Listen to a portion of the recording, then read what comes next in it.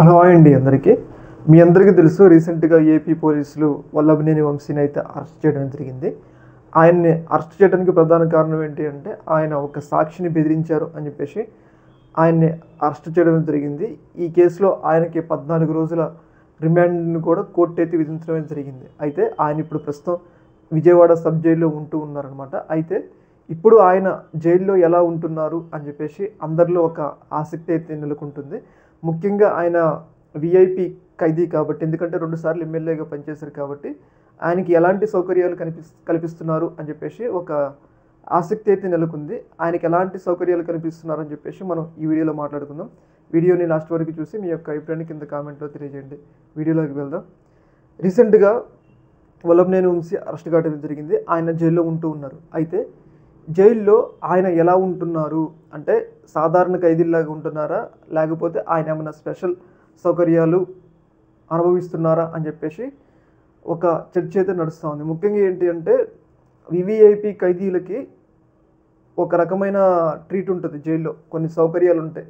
బెడ్లు కానీ ఫ్యాన్లు కానీ కొంచెం వాళ్ళని స్పెషల్గా ట్రీట్ చేస్తారు. ఎందుకంటే వాళ్ళు వివిఐపీలు కాబట్టి వాళ్ళు ఎప్పుడు క్రిమినల్గా కారు కాబట్టి ఏదో ఒక కేసులో జైల్లోకి వస్తారు కాబట్టి వాళ్ళని స్పెషల్గా ట్రీట్ చేయాల్సిన అవసరం ఉంది. కాకపోతే కూటమి ప్రభుత్వం మాత్రం వల్లభనేని వంశీ విషయంలో చాలా కఠినంగా ఉంటున్నట్లయితే మనకైతే వార్తలు అయితే వస్తూ ఉన్నాయి. ముఖ్యంగా నారా లోకేష్ అలాగే చంద్రబాబు నాయుడు గారు ఈ యొక్క కేసుని చాలా ప్రెస్టీజియస్గా తీసుకున్నారు. ఎందుకంటే తమ ఫ్యామిలీ మీద తీవ్రస్థాయి వ్యాఖ్యలు చేశారు కాబట్టి ఈ వ్యక్తికి ఎలాంటి సౌకర్యాలు అందించకూడదు అని చెప్పేసి జైలు అధికారులకి చాలా పక్కాగా ఆదేశాలు జారీ చేసినట్లయితే మనకైతే వార్తలు అయితే వస్తూ ఉన్నాయి.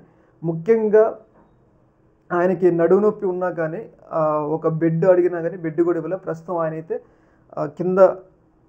కిందే పడుకుంటున్నారు, కింద చాప మీదే పడుకుంటున్నారు అనమాట.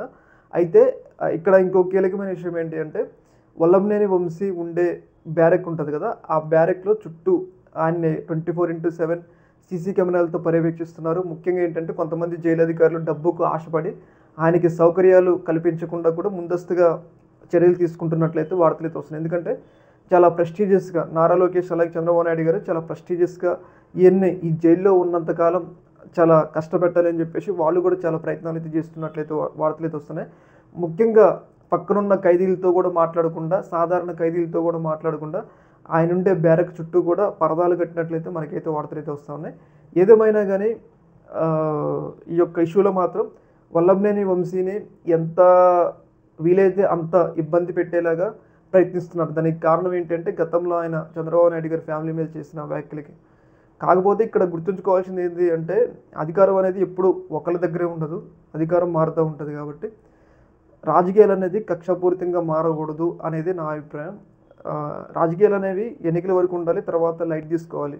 మనం తెలంగాణలో కానీ తమిళనాడులో కానీ అట్లే చూస్తాం. కాకపోతే ఇక్కడ ఏంటంటే ఎన్నికల తర్వాత కూడా కొనసాగి తీవ్రమైన పరిస్థితులకి దారితీస్తున్నాయి. ఇలా ఒకరి మీద ఒకరు కేసులు పెట్టుకోవడం, ఇలా ఇబ్బంది పెట్టుకునే పరిణామాలు అయితే మనం అయితే చూస్తాం. ఏదేమైనా కానీ వల్లభనేని వంశీని మాత్రం ఆయన్ని జైల్లో ఉన్నంతకాలం ఎలా అయితే అలా ఇబ్బంది పెట్టేందుకైతే ప్రయత్నాలు జరుగుతున్నాయి అనడంలో ఎలాంటి సందేహం అయితే లేదు. ఈ యొక్క ఇష్యూలో మీ యొక్క అభిప్రాయం తెలియజేయండి.